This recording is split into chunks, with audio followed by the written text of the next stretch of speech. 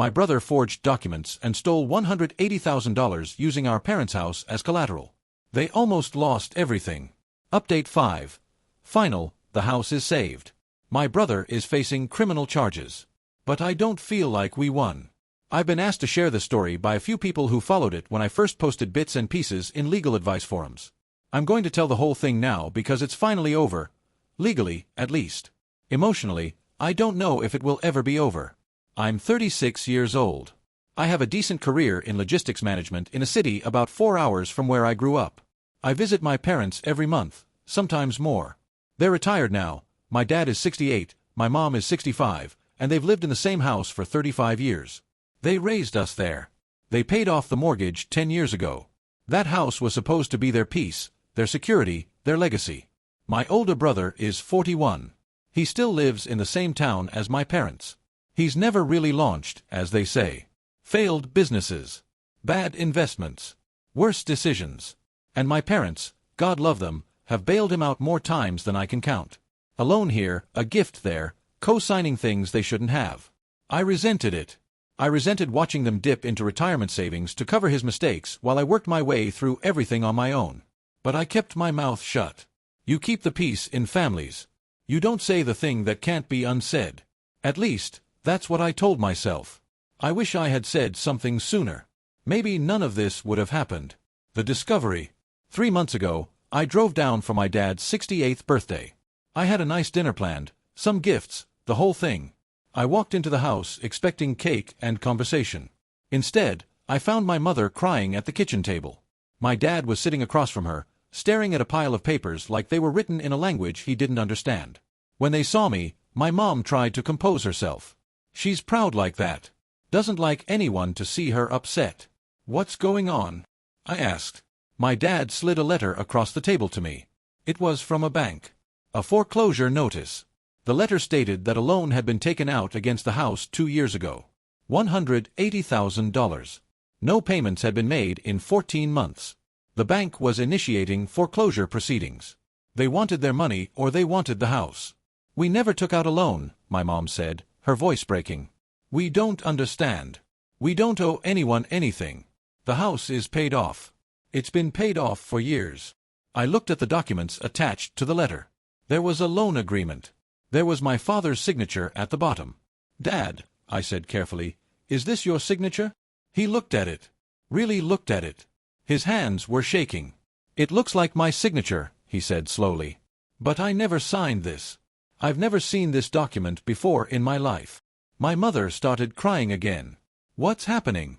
How can they take our house for something we didn't do? I told them I'd figure it out. I told them not to panic. I told them everything would be okay. I had no idea if any of that was true. The investigation. The next morning, I went to the bank. I requested copies of every document related to the loan. The loan officer who helped me was professional but clearly uncomfortable. She'd seen this before. I got the full package, loan application, supporting documents, the deed of trust, everything. I sat in my rental car in the parking lot and went through it all page by page.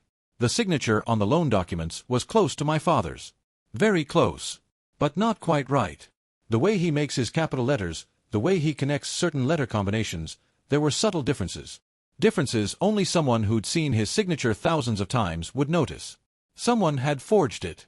And they'd done a pretty good job. I started thinking about who would have access to my father's signature. Who would know it well enough to copy it convincingly. Who would have access to his identification documents, his social security information, the deed to the house. And then I remembered something my mother had mentioned months ago, almost in passing. About 2 years back, my brother had been helping our parents with some paperwork. Something about refinancing to get a better rate. My parents had mentioned signing some documents. He said it would save us money on interest, my mom had told me at the time. He handled everything. I called my mother. Mom, when my brother helped you with that refinancing thing a couple years ago, what exactly did you sign? She thought about it. I don't really remember, honey. He had a stack of papers. He said they were standard forms. We trusted him. He's our son. My stomach dropped. Did he ever give you copies? Did you ever see any payments being made? Any statements? No. He said he would handle all of it. He said we didn't need to worry.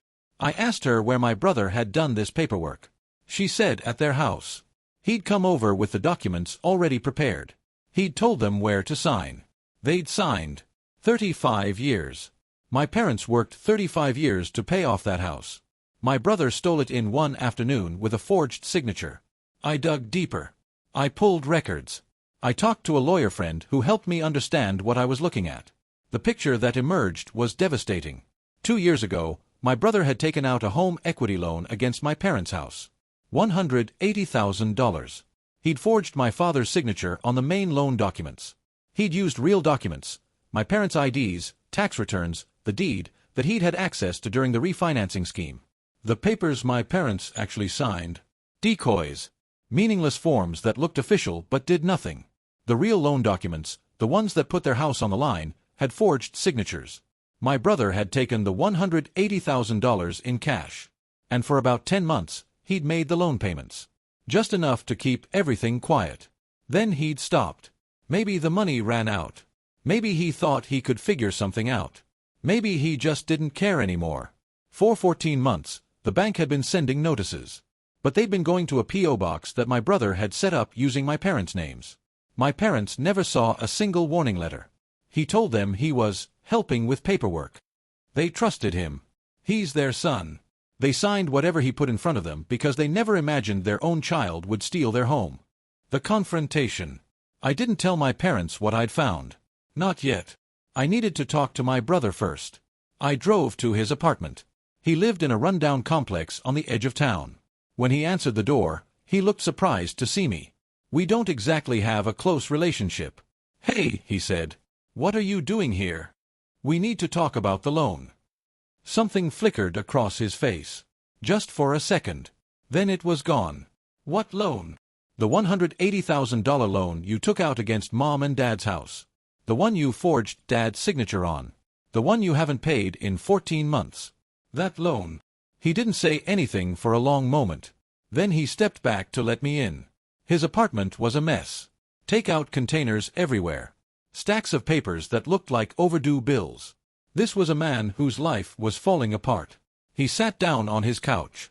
He didn't offer me a seat. It's not what you think, he said finally. Then explain it to me. He started with denials. He hadn't forged anything. Dad must have forgotten signing. There must be some misunderstanding. I showed him the documents. I showed him my analysis of the signatures. I told him I'd already talked to a forensic document examiner who'd confirmed my suspicions. He went quiet. Okay, he said. Okay. But you don't understand the whole situation. Then help me understand. I was going to pay it back. I had this business deal. It was supposed to work out. Real estate. I had investors lined up. I just needed capital. I was going to double that money, pay off the loan, and no one would ever know. It was supposed to work. But it didn't work. Things fell through. It happens. So you just stopped paying. I was handling it. I was working on a solution. You weren't handling anything. You forged Dad's signature. You stole their house out from under them. They're facing foreclosure because of you. I didn't steal anything.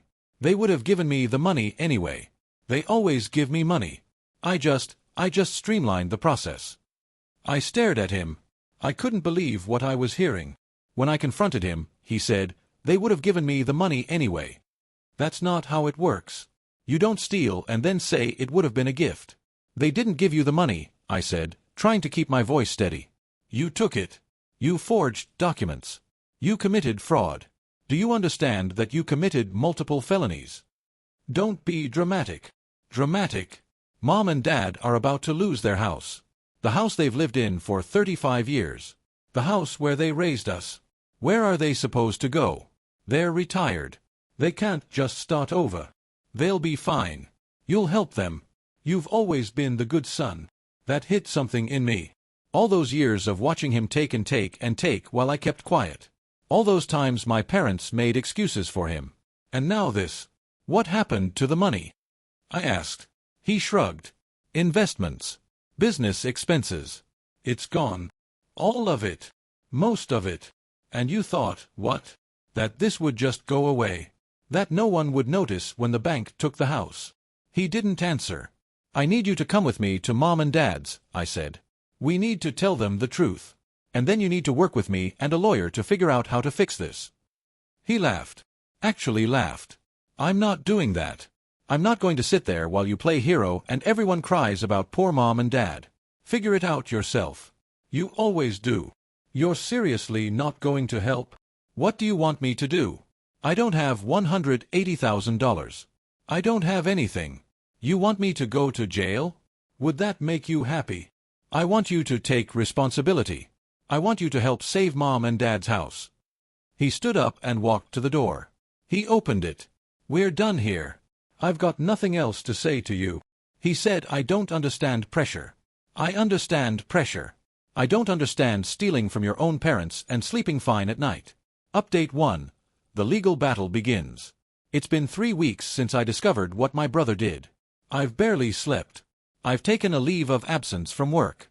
I've essentially moved back into my parents' house to help them navigate this nightmare. My parents know everything now. That was the hardest conversation I've ever had. My mother cried every day for a month. Not about the house. About her son. She kept asking, where did we go wrong with him? They didn't go wrong. He made his choices. My father has gone quiet. He barely speaks. He just sits in his chair and stares at nothing. I think he's in shock. He trusted his son, and that trust was weaponized against him. I hired an attorney. A good one, specializing in real estate fraud. She was expensive, but this wasn't the time to cut corners. I explained the situation. She listened, took notes, and then she said something that stuck with me. I see cases like this more often than you'd think. Family members forging documents. Children stealing from parents. Elder financial abuse. It's so common we have protocols for it. The bank officer said they see this all the time. Family members forging documents. Children stealing from parents. It's so common they have a name for it. That doesn't make it hurt less. Our attorney laid out a 3-front strategy. First, we'd file a police report. Forgery. Fraud. Identity theft. This wasn't just a civil matter. My brother had committed serious crimes. Second, we'd challenge the validity of the loan itself. If we could prove the signatures were forged, the loan contract could be invalidated. The bank couldn't foreclose on a loan that was obtained through fraud. Third, we'd negotiate with the bank directly. Banks don't actually want to foreclose on houses occupied by elderly people who were victims of fraud by their own family members. The optics are terrible. There might be room to work out a solution. I filed the police report myself. I sat in that station for 3 hours, explaining everything, providing documents, watching the detective's face shift from skepticism to genuine anger on my parents' behalf. We'll investigate, he said. But I'll tell you right now, this is a solid case. We see forgeries all the time. These documents, the pattern of behavior, the money trail, this is textbook fraud. He had access to everything. Their IDs, their documents, their trust. He used all of it. That's not desperation. That's betrayal. Update 2. The forensic analysis and the arrest. 2 weeks after filing the police report, I got a call from the detective. We've completed our initial investigation, he said. We'd like to move forward with charges. The forensic document examiner had confirmed what I suspected. The signatures on the loan documents were forgeries. Skilled forgeries, but forgeries nonetheless. They'd also traced the bank account where the loan funds were deposited, an account my brother had opened under a slight variation of my father's name. We're going to arrest your brother, the detective said. I wanted to give you a heads up so you could prepare your parents. I thanked him.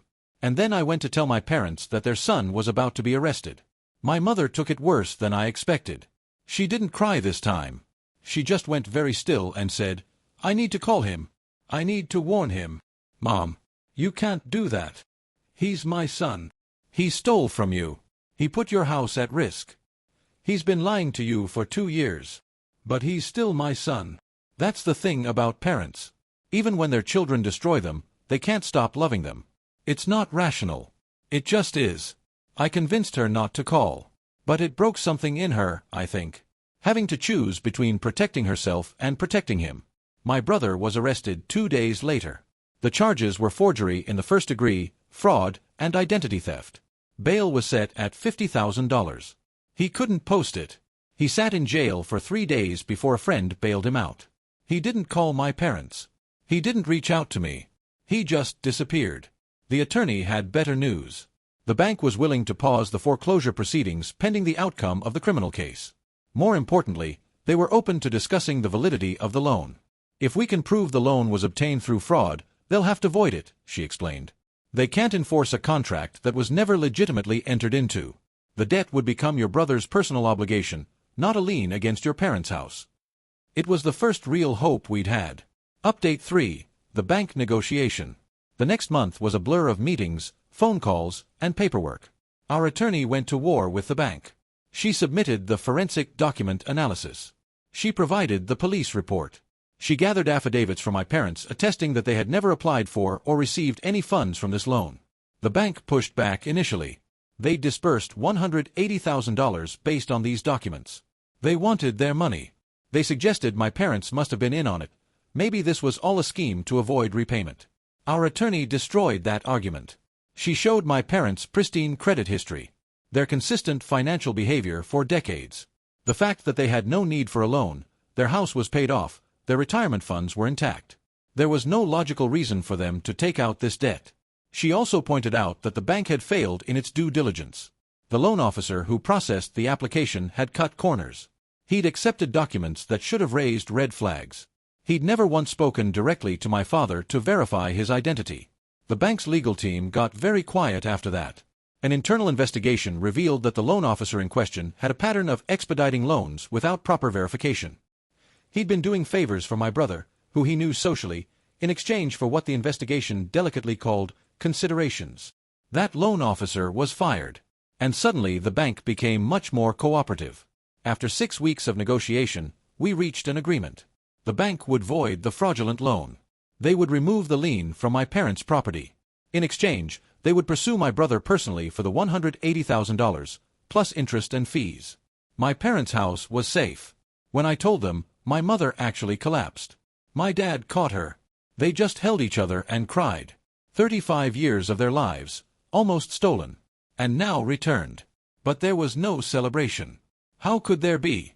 Their house was saved, but their family was destroyed. One son had saved them, and one son had betrayed them. That's not a victory. That's a wound. Update 4. The criminal case. My brother's criminal case moved through the system over the following months. He'd gotten a public defender since he couldn't afford an attorney. I heard through the grapevine that he tried to plead not guilty initially, claiming the signatures were real and that my parents were lying. That didn't last long. The forensic evidence was overwhelming. The detective had also recovered records of my brother bragging to friends about his creative financing solution. Not smart. His attorney negotiated a plea deal. Guilty to forgery and fraud, with the identity theft charge reduced. Sentencing would include mandatory restitution. He'd have to pay back everything he stole, though realistically that would take decades if it happened at all. The day of his sentencing hearing, my parents asked me to take them. I tried to talk them out of it. "You don't need to see this," I said. "You don't need to watch your son get sentenced for stealing from you." My mother shook her head. "I need to be there. I need him to see us." So we went. The courthouse was cold and impersonal. We sat in the back of the courtroom. My brother was brought in wearing an orange jumpsuit. He'd lost weight. He looked smaller than I remembered. When he saw us, saw our parents, he looked away immediately. He couldn't meet their eyes. The judge was methodical. He reviewed the case. He noted the severity of the betrayal, a son stealing from elderly parents, putting their home at risk. He acknowledged the victim's impact statements, which our attorney had submitted on my parents' behalf. My mother hadn't been able to write hers. She'd tried, but she couldn't find the words. How do you write about your own child destroying your life? The sentence, 3 years in state prison, with the possibility of parole after 18 months. 5 years probation after release. $180,000 in restitution, to be paid to the bank that was now pursuing him for the voided loan. My brother didn't react. He just stood there, staring straight ahead. When they led him away, my mother made a small sound. Not a cry, exactly. More like something breaking inside her. We left the courthouse. None of us spoke on the drive home. Update 5. Final. The hollow victory. It's been 2 months since the sentencing. Life has returned to something like normal, but nothing is really normal anymore. My parents keep their house. The fraudulent loan has been fully voided. There's no debt, no lien, no risk of foreclosure. On paper, Everything is exactly as it should be. But paper doesn't capture everything. My mother has aged 10 years in the past 6 months. She doesn't sleep well. She startles at unexpected sounds. I think some part of her is always waiting for another terrible letter, another devastating revelation. She goes to church more often now. I think she's looking for answers she'll never find. My father has started seeing a therapist. That surprised me. He's from a generation that doesn't believe in that sort of thing. But he told me that he couldn't shake the feeling that this was somehow his fault. That if he'd been more careful, more vigilant, his son wouldn't have been able to betray him. It's not your fault, I told him. You trusted your child. That's what parents do. Maybe I trusted too much, he said. Maybe I gave too much. Maybe that's why he thought he could take more. I don't know if there's an answer to that. I don't know if there's a magic formula for how much to help your struggling child versus when to cut them off. My parents gave and gave because they loved their son. And their son took and took because he knew they would let him. That's not their failure. That's his. My brother is in prison now. He hasn't called. He hasn't written. Maybe he's ashamed. Maybe he's angry. Maybe he still thinks he did nothing wrong and the world is simply against him. My parents don't talk about him anymore. There's a family photo on the wall in the living room, both of us as kids, maybe 8 and 13, grinning at the camera. My mother used to look at it and smile. Now she looks at it and quickly looks away. Last month my mom asked if I thought he'd ever apologize. I said I didn't know. I visited last weekend. It was a Saturday afternoon, and I found my parents in the living room. My mom was reading. My dad was in his chair by the window, looking out at the yard he's tended for 35 years. We still have the house, my mom said when she saw me. She says it's sometimes like a prayer, like a reassurance. Yes, I said. You do. My dad was quiet. He was looking at the old family photo on the wall. Both sons as kids. A family that doesn't exist anymore. We saved the house. But something else was lost that we'll never get back. Every family photo now has a ghost in it. My brother is alive, but he's gone. My parents look at that photo and mourn someone who's still breathing. We won the house. We lost the family. Some victories don't feel like victories at all. I still visit every month. Sometimes more. I help my parents with their yard, their paperwork, their groceries. I make sure no one can ever take advantage of them again. My brother will be eligible for parole in about 16 months. I don't know what happens then. I don't know if he'll reach out, if my parents will let him back in, if anything can ever be repaired.